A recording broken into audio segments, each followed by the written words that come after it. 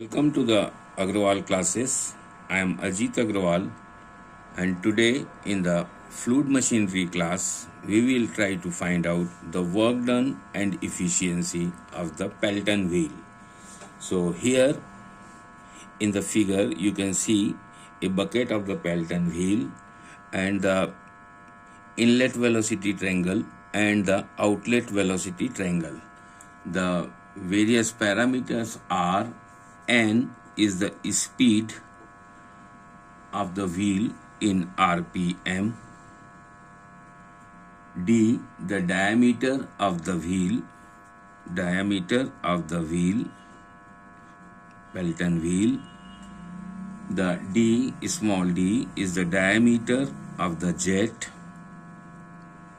U is the peripheral velocity or the circumferential velocity of the runner. It will be same at the inlet and outlet of the runner at the mean pitch. So we can say U is equals to U1 and is equals to U2. And this may be given as pi d n by 60, where d is the diameter of the wheel. V1 is the absolute velocity of the jet. Absolute velocity of jet at inlet. VR1 is the relative velocity of the jet related to the bucket at inlet.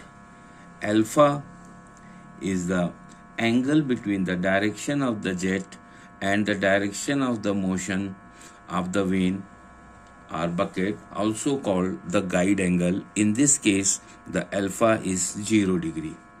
Theta is the angle made by relative velocity VR1 with the direction of motion at inlet, also called vane angle at inlet. That is also in this case is 0 degree. VW1, here you can see VW1, and the VF1 is not there in this case, it is 0. The components of the velocity of the jet V1 in the direction of motion, that is, this is the direction of motion of the bucket and perpendicular to the direction of motion of the bucket. So VF1 in this direction it is 0, and VW1 in this case it is equals to V1 because the alpha and theta are 0. VW1 is also known as the whirl velocity or velocity of whirl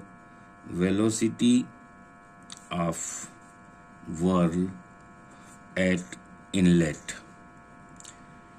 VF1 is also known as the velocity of flow at inlet,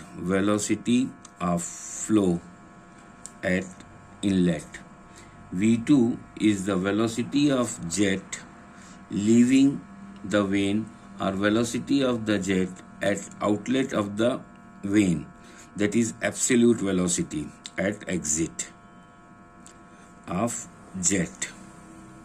And VR2 is the relative velocity of the jet with respect to the vane at outlet. It is relative velocity at outlet. Phi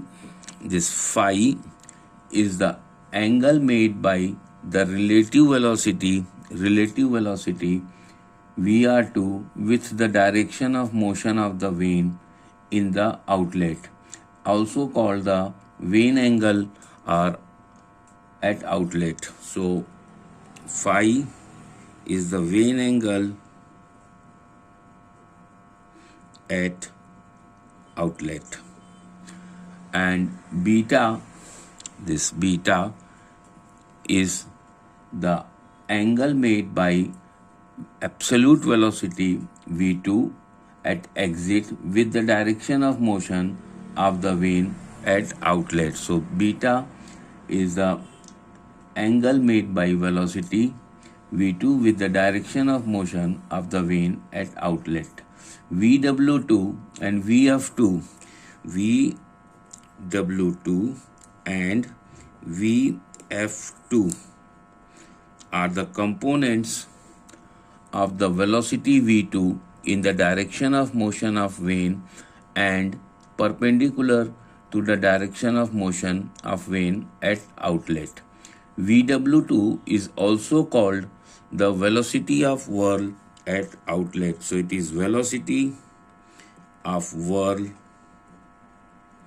at outlet.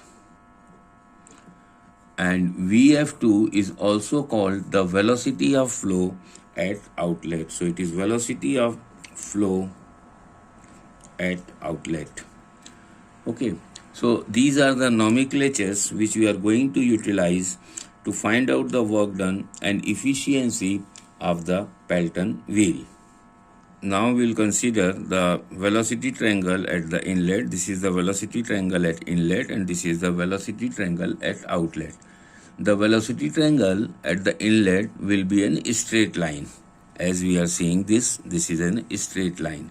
So here VR1 is equals to V1 minus U1, or we can say V1 minus U. And we know that VW1 is equals to V1 from this velocity triangle. V1 is equals to VW1 as alpha is 0 and theta is 0. Now from the outlet triangle, if we'll see the outlet triangle, the velocity triangle at outlet, we can say VR2 is equals to KVR1. VR2 is equals to KVR1. We can say where K is a blade friction coefficient. K is a blade friction coefficient slightly less than unity. Ideally, when bucket surfaces are perfectly smooth and energy losses or the energy losses due to impact at splitter are neglected, then we can say K is equals to 1. That is VR2 is equals to VR1. And VW2 is equals to VR2 cos of phi minus U2. VW2, this one, is equals to VR2 cos phi, that is total length, minus U2. So this we can write as VR2 cos phi minus U, because we said U2 is equals to U1 and is equals to U. When beta is less than 90 degree, when this beta is less than 90 degree in that particular case.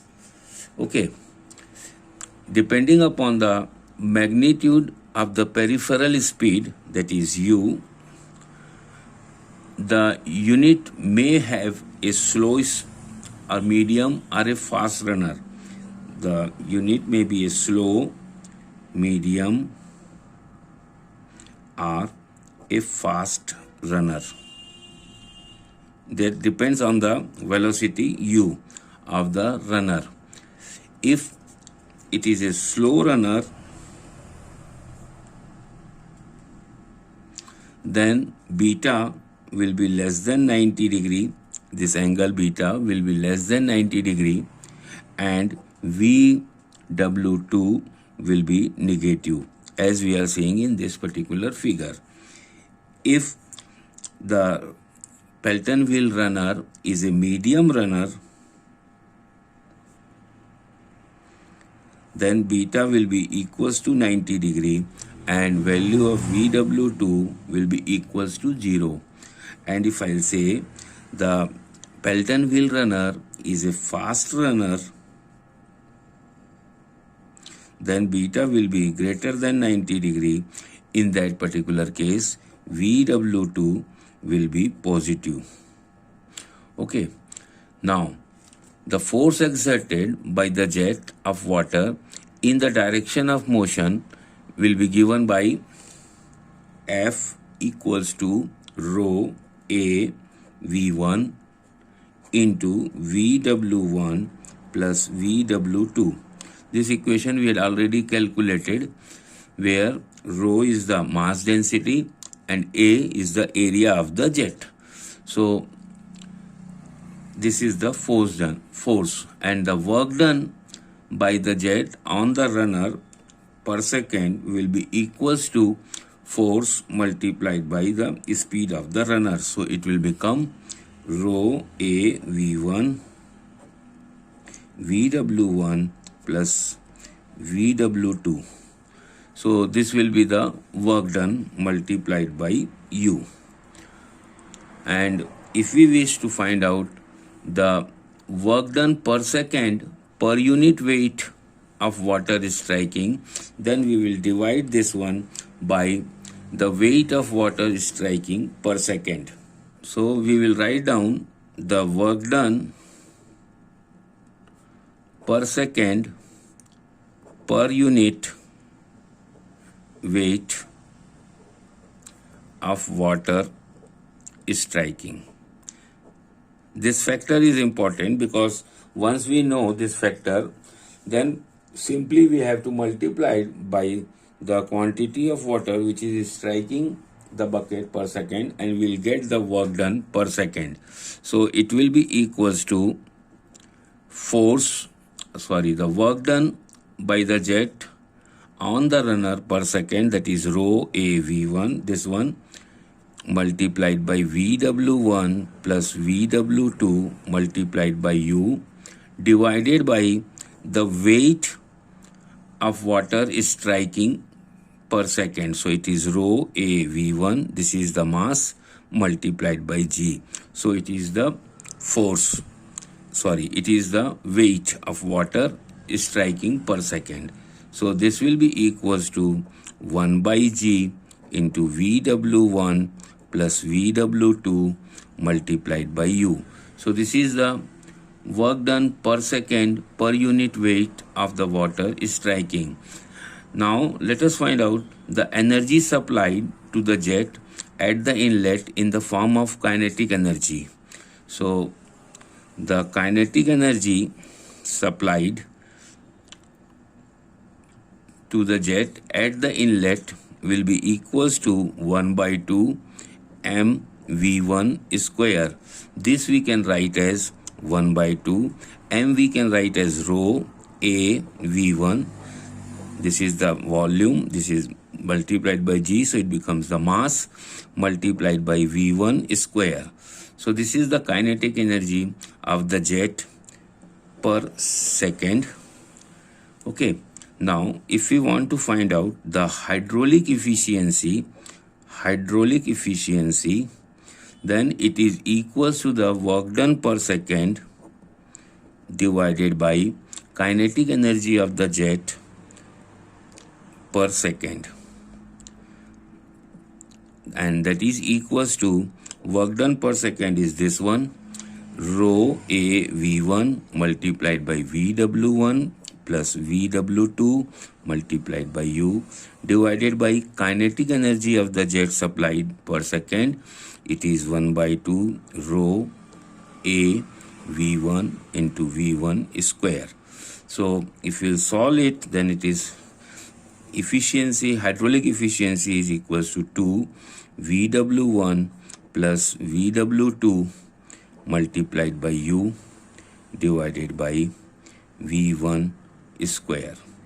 Okay, so this we can get as the hydraulic efficiency of the impulse turbine.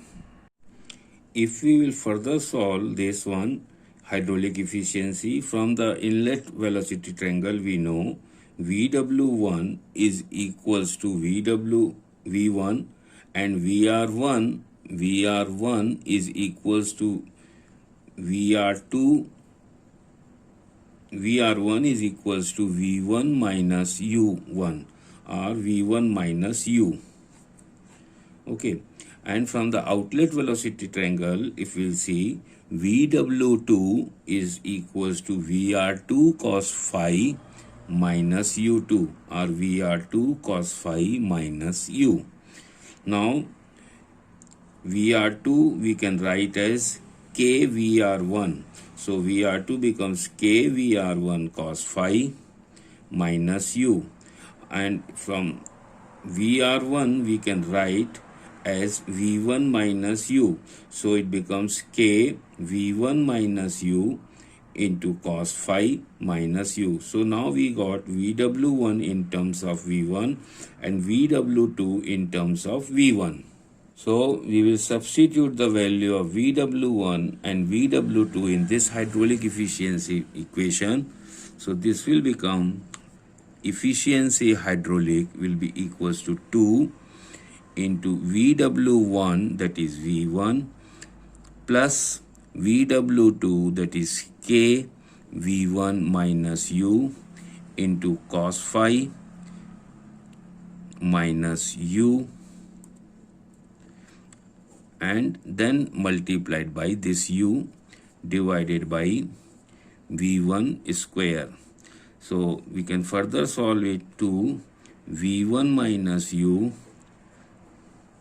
this V1 minus U plus K V1 minus U into cos phi multiplied by U divided by V1 square.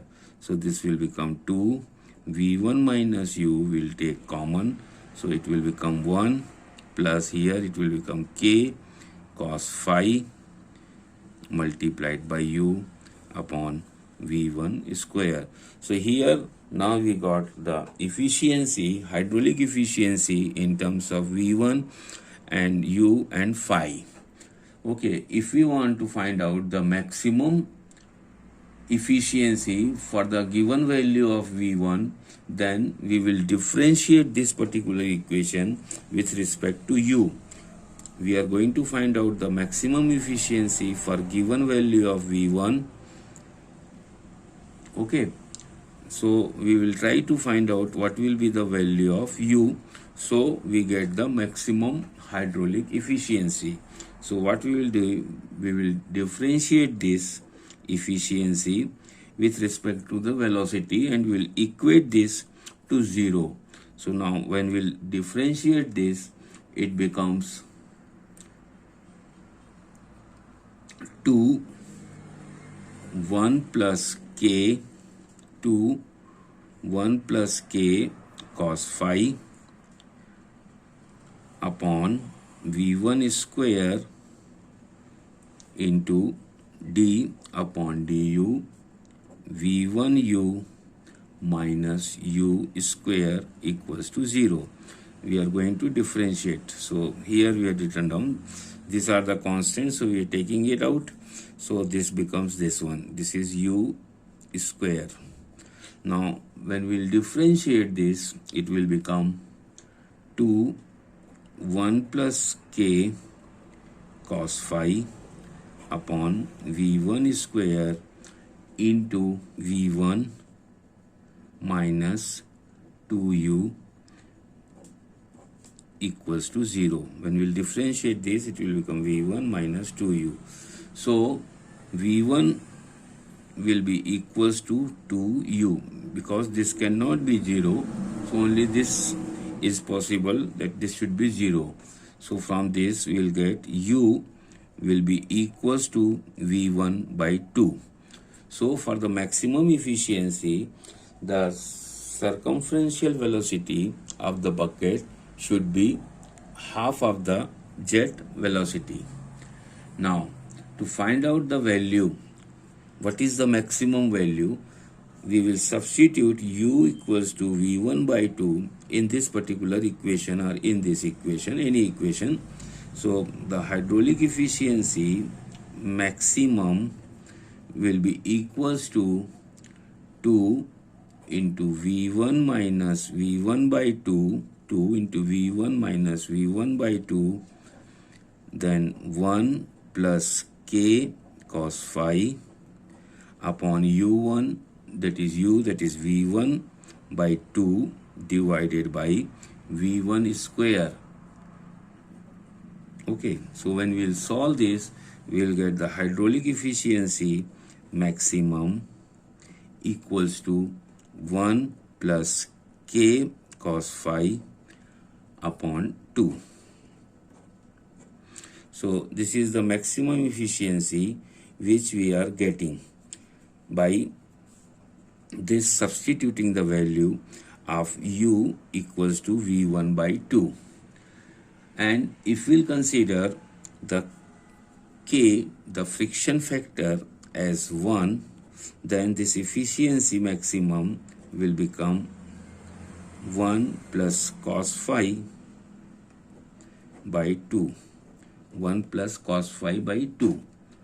Okay, so this way we can calculate the maximum efficiency of the hydraulic turbine, that is the Pelton wheel we are discussing.